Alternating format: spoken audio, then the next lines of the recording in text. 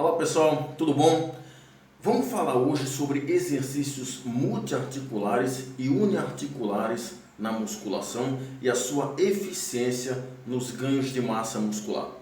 Antes de eu começar a mostrar os estudos para vocês e os resultados nesse assunto, deixa eu diferenciar primeiramente o que são exercícios multiarticulares e uniarticulares. Os exercícios multiarticulares, como o próprio nome diz, são aqueles exercícios onde se usam várias articulações ao mesmo tempo. Por exemplo, o supino inclinado, a remada, a puxada frente, o agachamento, o leg press, levantamento terra, fundo e por aí vai. Já os exercícios uniarticulares, como o próprio nome diz, utilizam basicamente apenas uma articulação. Então, nos exemplos aí, você tem a rosca direta, que trabalha basicamente o bíceps, o tríceps na polia, flexão plantar, que o pessoal nas academias conhece por panturrilha, você tem a extensora, a flexora e por aí vai, certo? Então, vamos lá, qual a eficiência desses exercícios para hipertrofia muscular? Ou melhor, a pergunta que a gente deve se fazer é o seguinte: eu necessito usar os exercícios uniarticulares para otimizar a hipertrofia muscular? Ou basta apenas usar os multiarticulares e eu já resolvi o meu problema? Vamos simplificar mais ainda. Basta fazer apenas agachamento e leg press? Ou eu precisaria usar extensora, flexora e stiff? Basta fazer puxada e remada? Ou eu precisaria da rosca direta? Basta fazer supino ou eu precisaria trabalhar tríceps isoladamente? Então vamos lá. Tem uma série de estudos que investigam esse assunto e os resultados, na maioria das vezes, convergem para um único achado, embora outros estudos terminem achando outra coisa. Mas eu posso responder essa pergunta a partir de duas vertentes. Eu posso usar os estudos na área de eletromiografia para sustentar o meu argumento, e aí a gente vai falar em ativação muscular, ou seja, um determinado movimento, qual musculatura é ativada para aquele movimento. Ou eu posso utilizar os estudos que investigaram a hipertrofia muscular, ou seja, um determinado movimento, exercício vai ser realizado durante um determinado tempo e a gente vai ver qual musculatura foi mais hipertrofiada com aquele exercício. Então vamos lá, vamos começar falando dos estudos de ativação muscular que utilizaram eletromiografia. Aí a gente tem vários estudos, e aí eu cito o grupo do Scamilla, que é um grande pesquisador na área de eletromiografia, e esse estudo é um pouco antigo, foi publicado no final da década de 90, lá em 98, e ele comparou a ativação muscular do agachamento e do leg press. E ele verificou que esses dois exercícios ativam muito a musculatura do quadríceps, mas não ativam tanto a musculatura dos isquiotibiais, ou seja, o que você conhece por posteriores de coxa. Então veja, o agachamento e o leg press, eles trabalham a coxa como um todo, tanto a parte anterior, quadríceps, quanto a parte posterior, que são os isquiotibiais. No entanto, o quadríceps é muito mais ativado do que os isquiotibiais, o que faz a gente pensar que há necessidade de se utilizar isolados nessa situação. Portanto, a flexora e o stiff são muito bem-vindos nessa situação. Então, não pense que usar apenas agachamento e leg press vai resolver o problema e você vai trabalhar a coxa como um todo, que não vai. Você até vai trabalhar a coxa como um todo, mas não na mesma intensidade, não na mesma magnitude. Então, você, nesse caso, vai necessitar de um isolado. E aí, falando em isolado, tem um estudo aqui que foi publicado em 2006 pelo grupo do Anderson, e ele verificou que o agachamento e o leg press ativam o quadríceps, mas não ativam tanto o reto femoral, que é uma das porções do quadríceps. No entanto, o reto femoral é muito mais ativado na cadeira extensora, coisa que não é tão bem ativada no agachamento e no leg press. O que faz a gente pensar também que a cadeira extensora, que é um exercício isolado, é um exercício uniarticular, é muito bem-vinda. Então você necessita fazer cadeira extensora.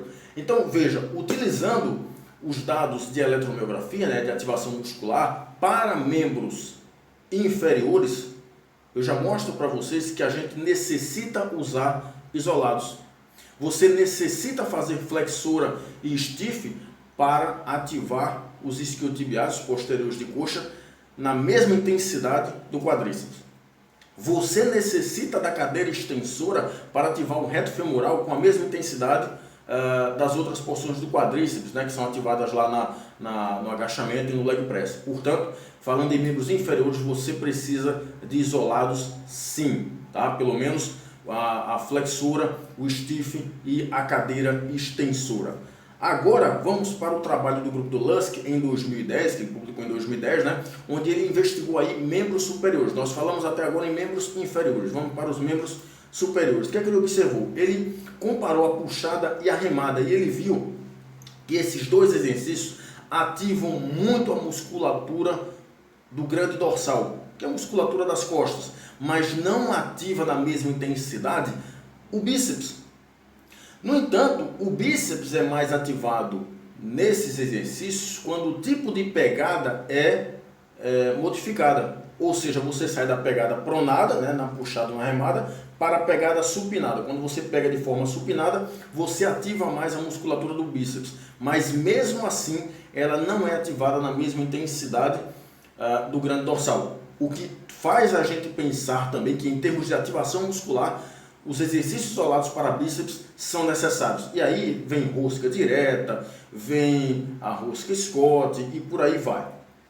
Agora vamos falar nos estudos que investigam hipertrofia muscular. A gente falou até agora em ativação muscular, né? Então vamos lá. Primeiro, tem um estudo aqui do grupo do Blomqvist, que foi publicado em 2013, onde ele verificou que o exercício de agachamento hipertrofiou o quadríceps de forma significativa, mas os isquiotibiais praticamente não tiveram alterações, o que reforça os dados lá da ativação muscular, né, dos estudos de eletromiografia. Ou seja, agachamento ou leg press, né, hipertrofiam muito mais quadríceps, mas os posteriores de coxa são pouco hipertrofiados. Então, realmente há necessidade de você usar isolados nessa situação. Então, pense aí na flexora, no stiff. Né? Agora vamos para outros estudos na área da hipertrofia, inclusive de um brasileiro lá da Universidade Federal de Goiás, que é o Matheus Barbalho, que publicou uma série de estudos no ano de 2018 e 2019 relativo a esse tema. Então, o Matheus Barbalho utilizou aí homens, mulheres, treinados e destreinados, e dependendo do nível de treinamento, os resultados foram diferentes. Por exemplo, quando se fala em indivíduos destreinados, tanto homens quanto mulheres, o Barbalho verificou que quando se usa os exercícios multiarticulares mais uniarticulares, você consegue um nível de hipertrofia maior do que quando você utiliza apenas multiarticulares. No entanto, quando se usa indivíduos treinados, indivíduos que têm experiência em musculação, o que é que ele observou?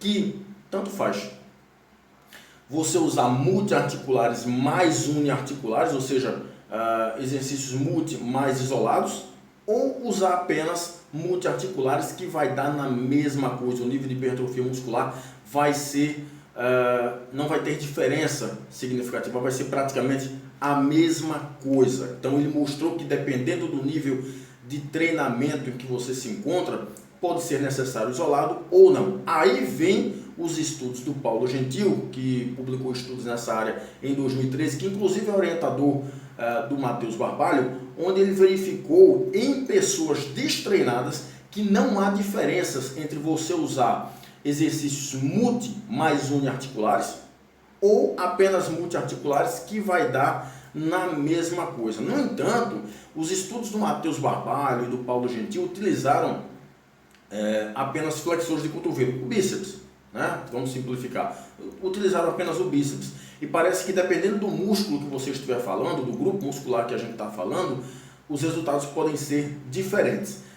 Tem um outro estudo aqui que também foi publicado em 2013, que foi do grupo do Wakahara, onde ele verificou, ele usou o supino, né? E ele verificou que na hipertrofia do tríceps, que o tríceps hipertrofiou, mas hipertrofiou de forma diferente, dependendo da porção que a gente estiver falando. Ou seja, o supino hipertrofiou o tríceps, mas não hipertrofiou de forma uniforme.